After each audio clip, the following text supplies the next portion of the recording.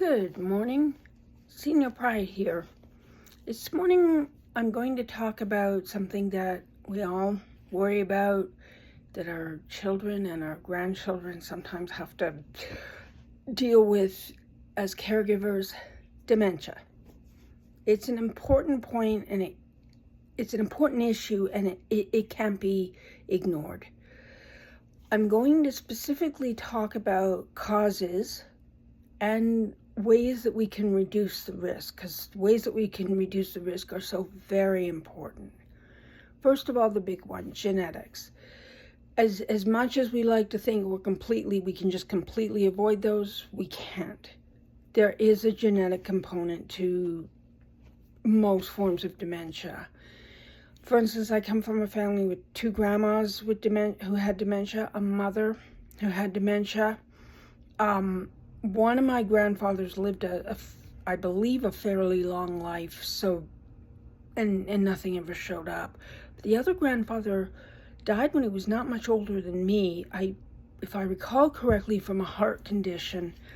So we don't know what would have happened later. Now, while genetics do play a part, we have lots of ways of empowering ourselves and controlling or reducing the risk. We can't control the risk, but we can reduce the risk. First of all, as I've said before, dementia isn't an actual outcome. It's not an inevitability of aging. It just isn't. There are 90 and even 100-year-olds who are in fantastic cognitive shape. And yes, they probably won the genetic lottery, but they also have a lot of good skills. And those skills are the things I'm going to talk about. And I'm also going to talk about things that can increase the risk. So one of the biggies is sedentary lifestyle. Unfortunately, what we do to our body, because our body and mind are so intimately related, because our brain controls everything, it's like the control center of our body. If we're sedentary and we don't use everything we've got, it increases the risk of a lot of diseases. And there are a number of kinds of dementia. As many of us know, Alzheimer's is like about 70% or so of dementia cases, but there are all kinds of others. My mother had frontotemporal lobe dementia, and frontotemporal dementia, I'm sure you've heard of, there's an actor whose name I can't think of, but I believe Robin Williams also had that. It is a horrible thing. It's like watching someone die death by 1,000 cuts over and over. It's just a horrible thing. And my mother, like so many women of her generation, wasn't very educated. She finished high school simply to get married. That's what she told me when she was older. It wasn't until she got divorced and kind of took control of her life that she started doing things that would allow her to use her mind more effectively. And that's a key. So physical activity, moving around. If it's a walk every day, that's great. If it's weight training, that's fantastic. If it's cleaning the house, that is it's amazing how physical movement, cleaning the house, can keep the body in shape. But don't use all those fancy tools. Use the old-fashioned stuff that makes you work. Now, in addition to physical activity, there are other things. What we put in our bodies, and this is big because it comes in two places. One is the foods we eat, and yes, that can be very difficult to control if we have budgetary issues and that. The other is the medications we take, and this is a big one. A lot of medications that I think were previously believed to be innocuous in this area are now known to be anything but. So you know those statins the doctor puts you on? That's a problem. Those painkillers, and I can personally attest to this. I had a very frightening experience last year, one that I'm very uncomfortable talking about because it was so heartbreaking. I was on pain medication for at that time undiagnosed neuropathy and degenerative disc disease, and they actually thought that I had an early onset case of Lewy body dementia, which is a horrifying form of dementia. They all are. Now, I was fortunate. I got off those medications.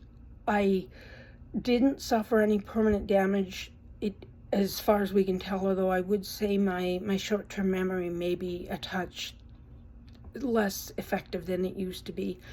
But there could have been some real, even getting off that medication, there could have been some permanent issues.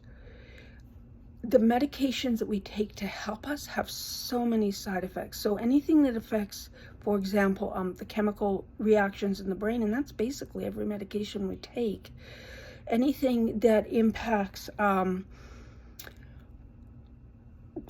painkillers, for example, they're telling the pain receptors not to receive this, and that's where the chemicals in the brain. Antidepressants, seemingly innocuous drug, they're supposed to help us. The problem is, for instance, tricyclics, which are an older form of antidepressants.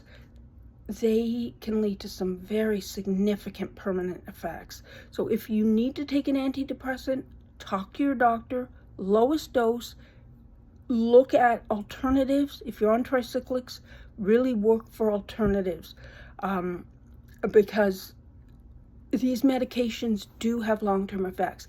The reality is, most of us will take something once, sometime in our life. I'm taking an antihistamine because I have very bad allergies. I get covered in hives. Now, seems like it would help. The problem is antihistamines impact the chemicals in the brain long-term that can lead to dementia. So it's a very painful choice. What I did was I demanded that I be put on the lowest possible dose. I won't take them continuously. I'll take breaks. And I'm educated. I know what I'm doing. I've looked up the specific antihistamine that I'm on. I've done my research. I've made a difficult choice to take them, but I know that increases risk. What can we do? What other things impact us? Just one more point, and like I said, I always go backwards. I'm all over the place. Really, if you're on medications, look them up. Make an educated decision, because the key here is to know what you're doing, to know what your choices are. Okay, what we eat. Certain foods are more likely to cause issues. Certain foods are less likely. We know that the chemicals that are in basically everything we now eat from the supermarket are problematic. They do things like they cause cancers, a variety of kinds of cancers. They cause dementia. They cause a variety of problems. So again, be educated about what you're eating. You may not be able, budgetary, whatever, living in a facility like this, you may not be able to completely control what you're eating, but at least you know what you're doing and you can reduce the risk to some degree. What can we do to help ourselves? Well, there are a few things that we actually can do. One of them is education and keeping our mind busy. I already talked about not being sedentary, about movement. Well, mental movement is important as well. So if you've got a higher education, good for you. That will help. But that isn't all that matters. You got to keep that brain active. So reading, if you're like me and you have a vision impairment, find an alternative to physical books.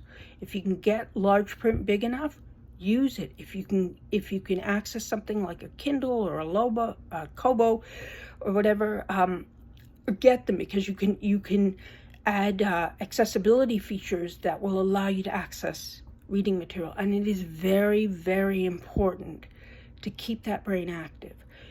Take a free course at the local community college if you don't have access to travel or rides. Do it online. Keep that brain active. Do things like, if you've got a backyard, garden. It's amazing how healthy that is. Gardening is one of the healthiest things you can do. Take walks if you can. It's important to be somewhat socially active. Now, some of us are less socially active than others, but it is important to maintain some social interaction because it keeps the brain, the mind, the mental health healthy.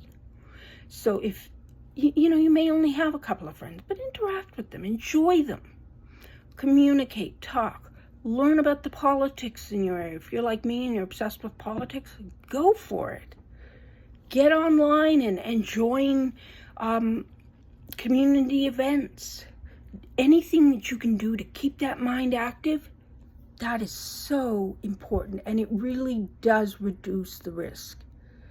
So physical activity, mental activity, and social activity, what we eat, medications, all that stuff, we can reduce the risk quite significantly, and that's important.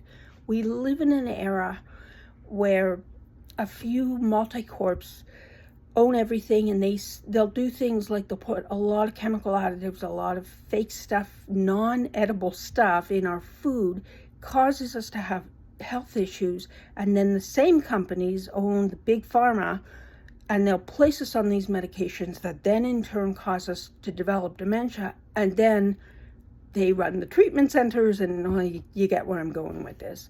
So we have to take back control. We have to be the ones who say yes, no, maybe. We cannot let these big corporations with these few multi-billionaires decide our fate. We have the power to decide our fate, at least to a fair extent. And as I said before, there are genetics involved, absolutely. But there's so much we can do. Reduce the medication, watch what you eat, move your body and move your mind, and get out there and enjoy. And one more that I almost missed, sleep. It's very important. If, like me, you're not a great sleeper, develop a routine. Like I just started taking valerian root, and for me, it's actually working. Whatever you find works for you, but a routine is very important. Earlier to bed, earlier to rise tends to be considered healthier, although, do what your body demands. But 7-8 hours of sleep a night is kind of necessary. And if you're not getting it, and like me, you're working at it, just keep working at it, because it is very important. It's physically important for the brain. So all those things. So good luck. Don't get dementia.